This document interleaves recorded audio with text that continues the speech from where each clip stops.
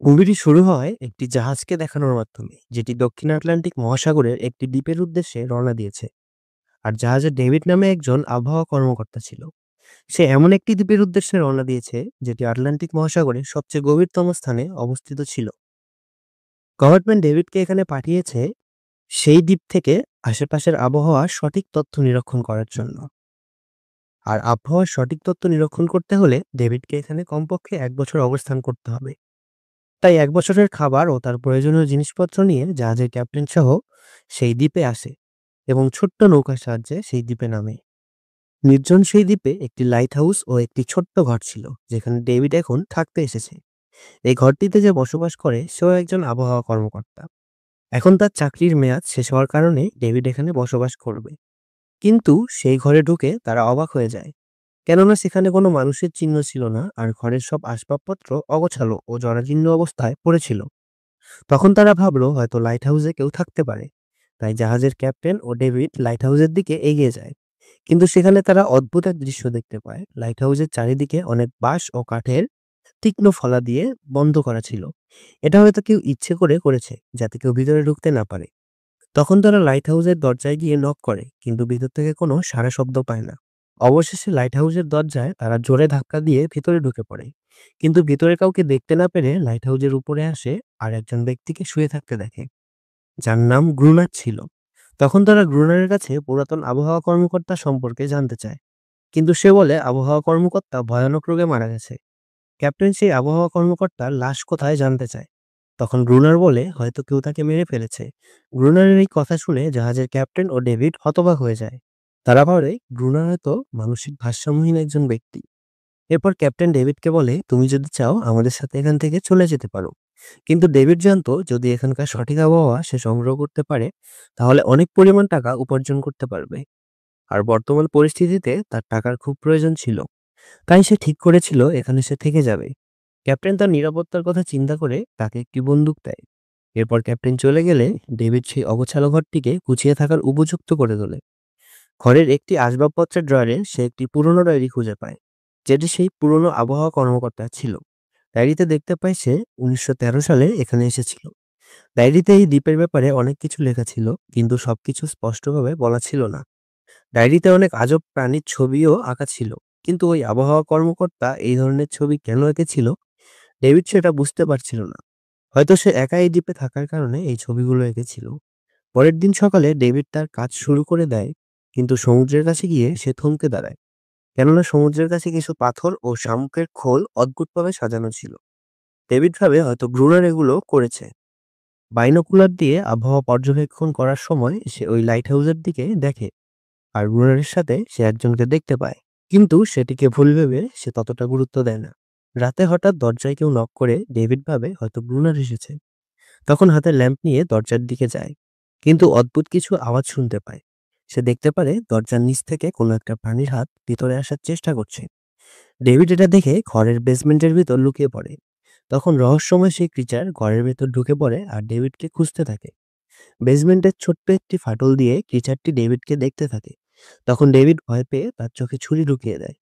ক্রিচারটি চিৎকার দিয়ে পালিয়ে যায়। তারপর ডেভিড তার দরজাটি শক্ত করে রশি দিয়ে বাঁধে। তারপর সেটা বন্ধ করে দেয়, আর পুরো রাত সেখানেই জেগে কাটিয়ে দেয়। পরের দিন সকালে ডেভিড ঘরের বাইরে এসে কিছু পায়ের ছাপ দেখতে পায়, কিন্তু এগুলো কোনো মানুষের পায়ের ছাপ ছিল না, আর ছাপগুলো সোজা সমুদ্রে গিয়ে মিশে গেছে। এখন ডেভিড বুঝতে পারে গ্রুনার কেন লাইট হাউসের চারিদিকে বাঁশ ও কাঠের তীক্ষ্ণ ফলা দিয়ে ঘিরে রেখেছে। এটি ভেবে ডেভিড ভয় পায়, লাইট হাউসের দিকে দৌড়ে যায় আর দরজায় ধাক্কা দিয়ে বলে, দরজা খোলো, আমি ভিতরে আসবো। কিন্তু গ্রুনার তাকে এখান থেকে চলে যেতে বলে। ডেভিড হতাশ হয়ে ঘরে ফিরে আসে আর নিজের ঘর সুরক্ষিত করার কাজে লেগে পড়ে। তারপর ঘরের বাইরে পুরাতন সব বই ও কাগজ এনে পেট্রোল ঢেলে দিয়ে রাখে, যাতে সেই ক্রিচার আবার আসলে সেখানে আগুন ধরিয়ে ভয় দেখাতে পারে। কিন্তু ডেভিড একটা বিষয় জানতো না যে এখানে একের অধিক ক্রিচার আছে, যা আজকে রাতে সে জানতে পারবে। ভাগ্যক্রমে সে এই ঘরে একটি বন্দুক খুঁজে পায়। রাত নেমে আসলে বন্দুকটি নিয়ে ঘরের এক কোনায় বসে থাকে। হঠাৎ সে বাহির থেকে এক অদ্ভুত আওয়াজ শুনতে পারে, তাই জানলার কাছে গিয়ে বাহিরে দেখে, আর দেখতে পায় সেখানে একটি না শত শত ক্রিচার সমুদ্র থেকে উঠে আসছে। সবগুলো তার ঘরের দিকে এগিয়ে আসছে আর দরজা ভাঙার চেষ্টা করছে।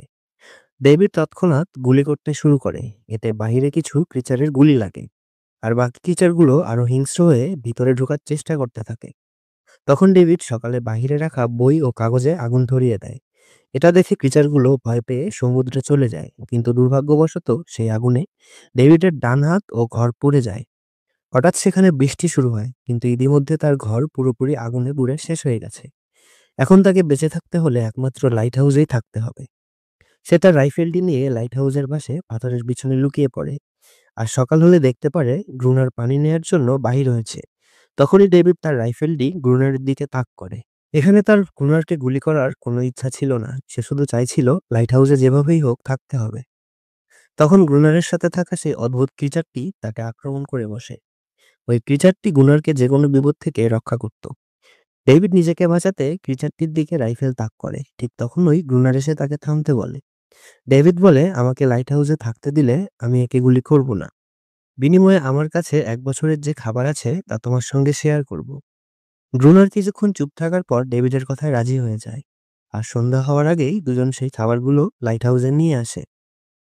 পরের দিন সকালে সেই ক্রিচারটি ডেভিডের ক্ষত হাত চাটছিল, যখন ডেভিড ঘুমে আচ্ছন্ন ছিল। আর ঘুম থেকে উঠে দেখতে পায় তার হাত অনেকটা ঠিক হয়ে গেছে। এরপর ডেভিড দেখে লাইট হাউসের একদম উপরে গ্রুনার রাইফেলের বুলেটগুলো গুনছে, যেগুলো তার রাইফেল থেকে পেয়েছে। আর এই ক্রিচারটি গ্রুনারকে নিজের মতো করে সাহায্য করছে।